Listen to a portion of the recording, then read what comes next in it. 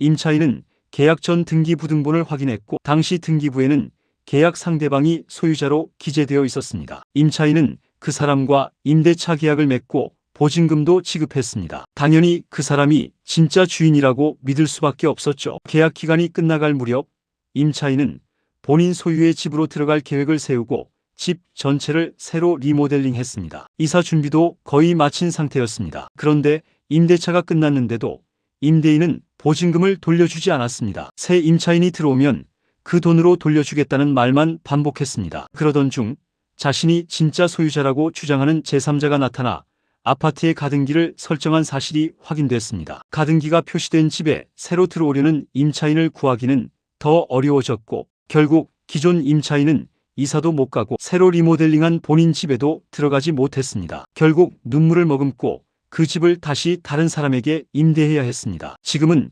임차권 등기 명령을 신청하고 보증금 반환을 기다리고 있는 상황입니다. 그렇다면 등기부상 소유자와 계약한 임차인에게도 책임이 있을까요? 가장 먼저 확인해야 할 것은 임차인이 누구와 계약했느냐는 점입니다. 임차인은 등기부와 무관한 사람을 믿은 게 아니라 계약 당시 등기부의 소유자로 기재된 사람과 직접 계약하고 보증금도 그 사람에게 지급했습니다. 일반적으로 필요한 확인 절차는 거친 셈이죠. 임차인이 알 수 없었던 명의관계나 소유자들 사이의 내부 사정까지 미리 알아내지 못했다는 이유로 임차인에게 책임을 묻기는 어렵습니다. 계약 당시 등기상 소유자가 임대차 계약을 맺고 보증금을 받았다면 그 사람은 원칙적으로 계약서상 임대인으로서 보증금 반환 책임을 집니다. 나중에 제3자가 나타나 자신이 진짜 주인이라거나 명의만 빌려준 것이라 주장해도 그것만으로 임대인의 반환 의무가 사라지지는 않습니다. 새 임차인을 못 구했다거나 실소유자와 분쟁이 생겼다는 사정 역시 보증금을 계속 미룰 이유가 되기는 어렵습니다. 다음은 가등기 문제입니다. 가등기가 설정되면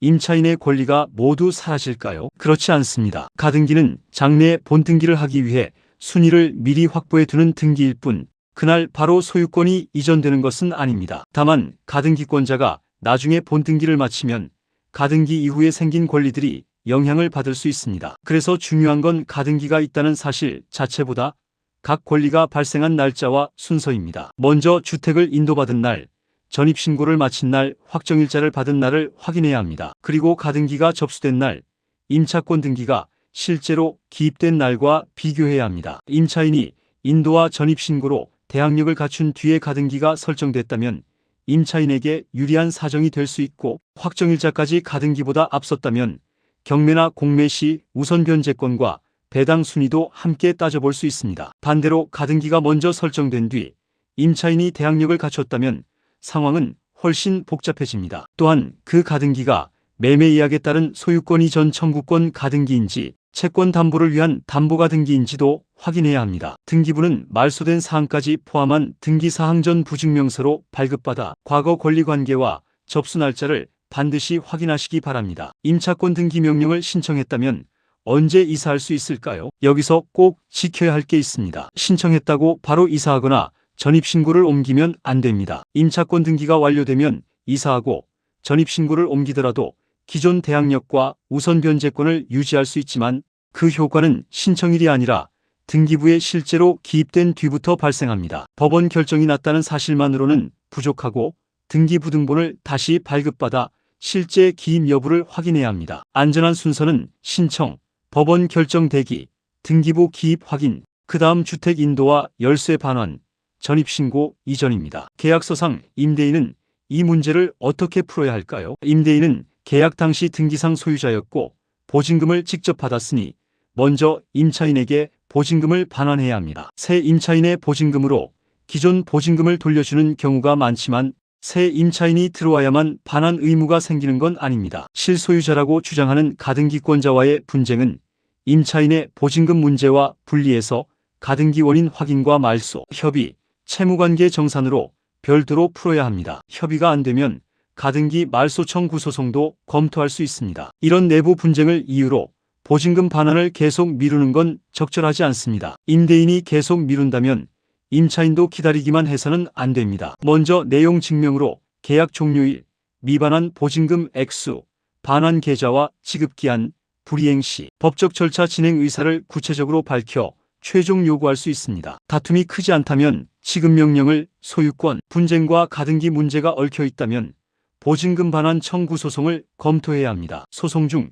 임대인이 재산을 처분할 우려가 있다면 가압류도 필요하고 판결이나 확정된 지급명령 후에도 지급하지 않으면 강제 집행까지 진행할 수 있습니다. 이 사례에서는 리모델링한 본인 집을 다시 임대한 손해도 문제입니다. 다만 리모델링 비용 전액이 자동으로 손해로 인정되지는 않습니다. 리모델링은 주택 가치로 남을 수 있고 임대 수익을 얻었다면 그 부분도 손해액 산정에 고려될 수 있기 때문입니다. 다만 이사 취소비, 추가 중개보수, 짐 보관비처럼 실제로 든 비용은 구체적 사정에 따라 손해배상을 검토할 수 있습니다. 이를 위해 리모델링 계약서와 영수증, 이사 예약과 취소 내역, 이사 계획을 알린 문자와 통화 기록, 보증금 반환을 약속하거나 미룬 대화 내용을 꼭 보관해 두셔야 합니다. 오늘 사례를 정리하겠습니다. 등기상 소유자와 계약하고 그 사람에게 보증금을 지급했다면 일반적인 확인 절차는 거친 것으로 볼 수 있습니다. 가등기가 설정됐다고 임차인의 권리가 무조건 사라지지는 않습니다. 주택 인도일,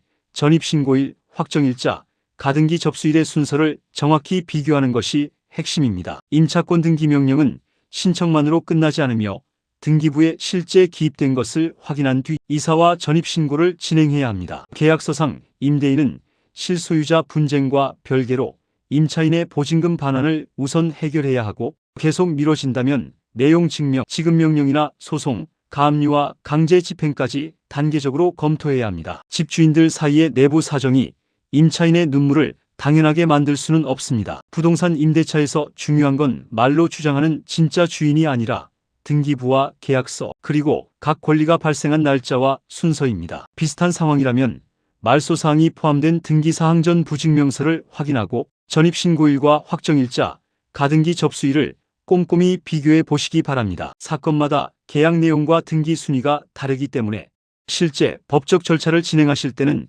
관련 자료를 준비해 변호사 등 법률 전문가와 상담하시기 바랍니다. 지금까지 서왕부동산이었습니다. 다음 영상에서도 복잡한 부동산 문제를 실제 사례를 통해 쉽고 정확하게 설명해 드리겠습니다. 감사합니다. 본 영상은 일반적인 부동산 정보 제공을 목적으로 하며 개별 사건에 대한 법률 자문이 아닙니다. 구체적인 권리관계와 대응 방법은 관련 서류를 지참해 변호사 또는 법률 전문가와 상담하시기 바랍니다.